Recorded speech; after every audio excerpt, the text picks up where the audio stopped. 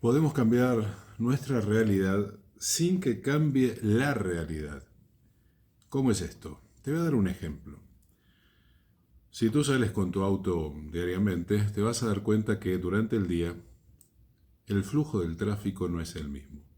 Hay horas picos y hay horas no picos. La realidad del tráfico es inalterable. No podemos hacer nada para cambiar el tráfico. En tu ciudad, en tu pueblo, el tráfico es como es. Sin embargo, tú puedes tomar decisiones. Puedes decidir en qué horario salir, qué caminos hacer. De ese modo, sin cambiar la realidad, puedes cambiar tu realidad con decisiones acertadas, para lo cual, como condición previa, debes observar la realidad en cuestión, entenderla, y entonces tus decisiones van a ser acertadas.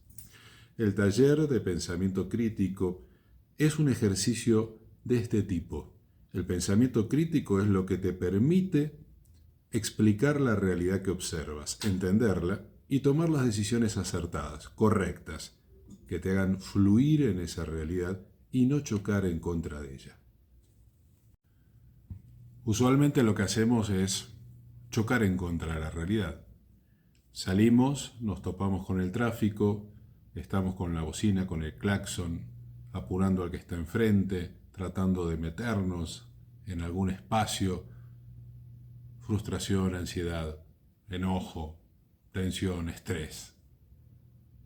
Y uno dice, ¿y por qué no salir cuando no hay tráfico? Y uno se evita todo eso. De alguna manera es uno con esa torpeza, con esa falta de observación consciente sobre la realidad, el que se tiende esas trampas. Por no abrir los ojos, por no ver donde uno mira, por ir así a ciegas, chocándonos contra todos los obstáculos, convirtiendo a los elementos de nuestra realidad en obstáculos. Este es el punto, este es el objetivo. Despertar conciencia es mucho más que cerrar los ojos y meditar. Es aprender a vivir en esta realidad de una manera mucho más eficiente y más efectiva, de una manera más consciente. ¿Por qué funcionamos así? ¿Por qué chocamos en contra de la realidad? ¿Por qué vamos en contra de la realidad?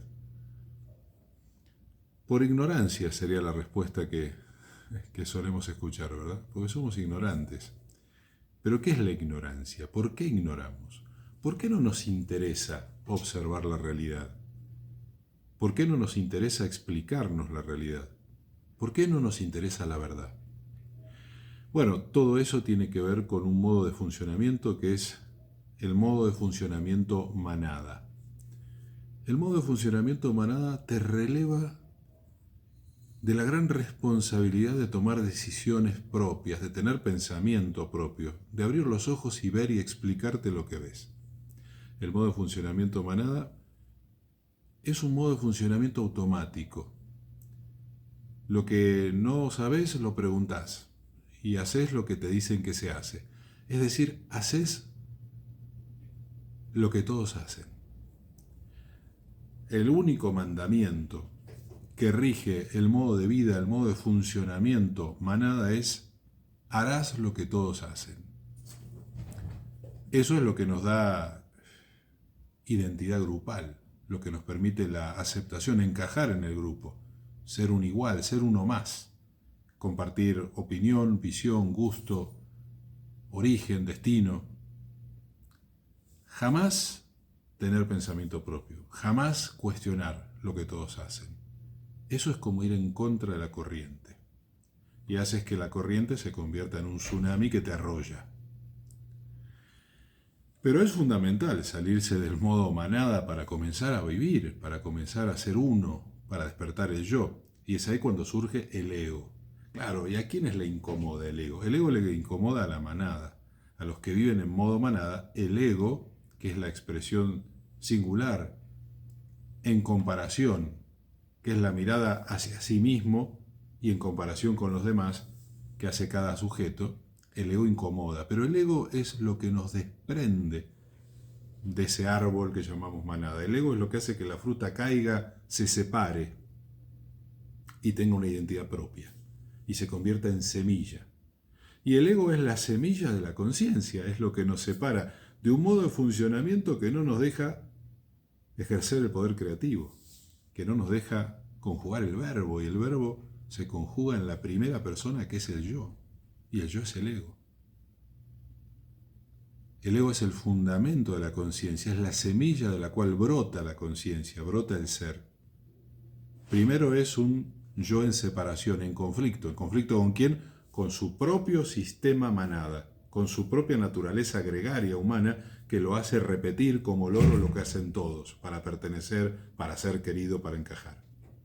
Luego, ese ego que primero se separa de la manada, cuando descubre su identidad, ya no está en conflicto con la manada, ya no necesita el conflicto, ni necesita marcar la diferencia, ni se compara. Entonces ahí el ego se fusiona y se convierte en el yo soy, en la conciencia viva. Pero sin ego no hay manera de llegar ahí. En este taller, el taller de pensamiento crítico, desarrollamos los temas que te van a ayudar y que van a ejercitar tu potencial, para que seas capaz de elaborar tus propias respuestas, para que desarrolles ese tercer ojo que te permite ver y entender la realidad que observas, para que dejes de chocar en contra de la realidad y para que comiences a fluir con la vida, a fluir en la realidad y desarrollar tu potencial, que de eso se trata. El potencial del cual nos han dotado, lo tenemos que hacer germinar y tenemos que dar los frutos de ese potencial. De eso se trata. Muy bien, sabes dónde contactarme.